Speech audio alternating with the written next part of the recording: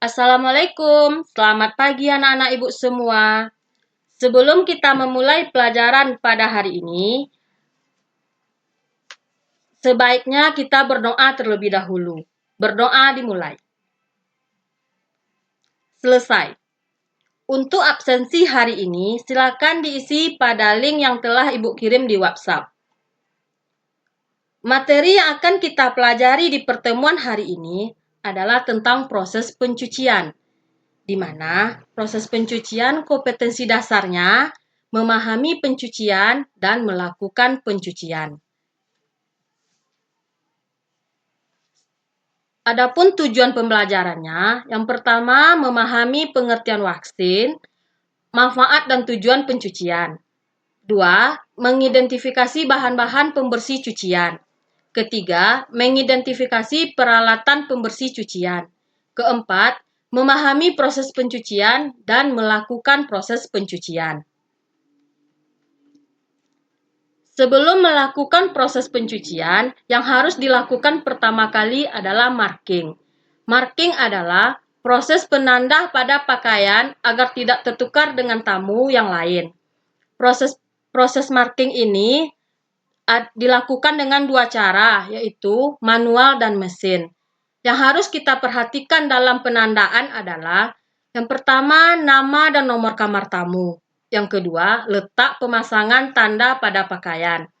Di mana letak pemasangan tanda pada pakaian, kalau kemeja, biasanya penandaan di kra pakaian. Kalau celana atau rok, biasanya di pinggang celana. Selanjutnya, tingkat pengotoran. Tingkat pengotoran terbagi atas 3 bagian. Yang pertama, like solid. Like solid atau tingkat kotoran rendah, yang bisa kita analisis dengan ketentuan tidak nampak kotornya namun berbau. Yang kedua, medium solid atau tingkat kotoran sedang, berupa kotoran terlihat namun bisa kita bersihkan dengan bahan pembersih deterjen. Yang ketiga, heavy solid atau tingkat kotoran berat, yang dalam pembersihannya memerlukan bahan pembersih khusus. Contohnya, noda pakaian bisa dinodai dengan makanan, minuman, atau noda dari bahan kimia. Selanjutnya, pre-washing. Proses pengurangan tingkat pengotoran dari heavy solid dan medium solid menjadi light solid, atau tingkat pengurangan kotoran dari kotoran berat dan medium menjadi sangat rendah. Proses pencucian sebelumnya melaksanakan washing.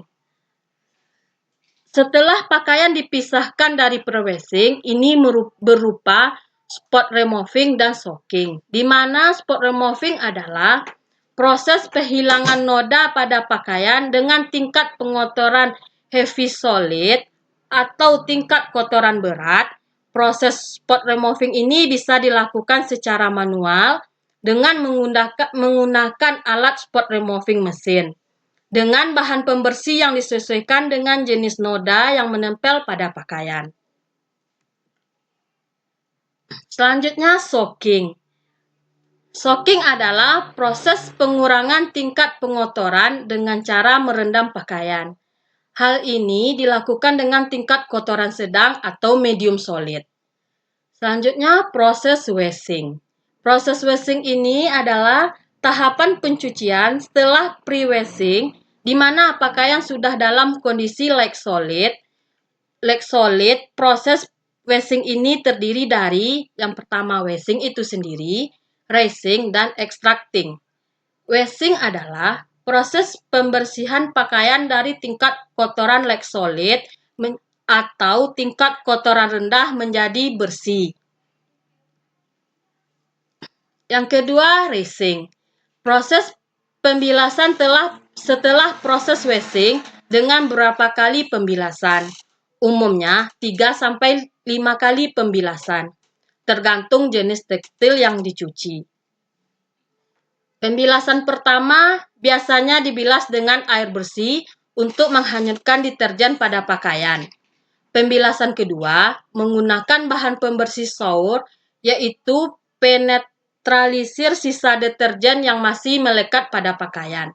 Pembilasan ketiga, pembilasan dengan menggunakan softener yang berfungsi melembutkan serat kain.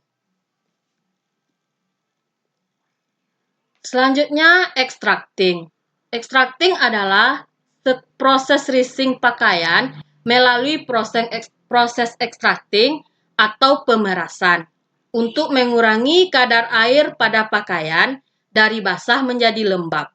Kadar yang baik sebelum proses pengeringan adalah 5%. Proses extracting mesin bisa digunakan dengan ekstraktor mesin. Selanjutnya dengan drying. Drying adalah proses pengeringan dengan cara manual dan juga mesin, di mana proses pengeringan ini tergantung dengan jenis kain. Proses drying ini terbagi atas 3. Yang pertama, proses pengeringan melalui drying mesin. Yang kedua, proses pengeringan melalui sinar matahari. Dan yang ketiga, proses pengeringan dengan didinginkan.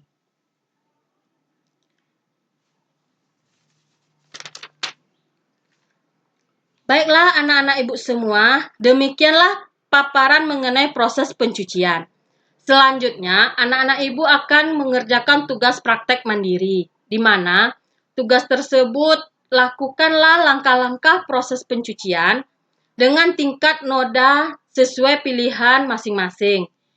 Pilihan nodanya ada tingkat rendah, ada juga tingkat sedang, dan tingkat tinggi, berdasarkan urutan proses pencucian.